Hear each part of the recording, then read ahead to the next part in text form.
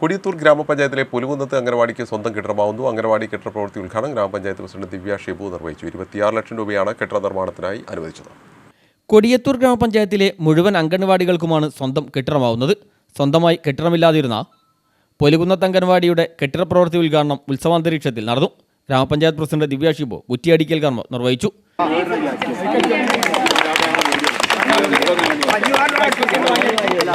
Vice president Fazal Kodiyathur അധ്യക്ഷനായി.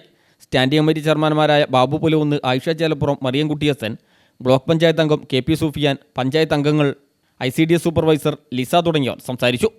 പുലുകുന്ന് അംഗൻവാടിക്ക് സ്വന്തമായി കെട്ടിടമില്ലാത്തതിനാൽ ഗ്രാമപഞ്ചായത്ത് അംഗം UP മുഹമ്മദിന്റെ നേതൃത്വത്തിൽ ജനകീയ സമിതി ഉണ്ടാക്കി പ്രവർത്തനം നടത്തിയാണ് സ്ഥലം വാങ്ങാനുള്ള തുക കണ്ടെത്തിയത്.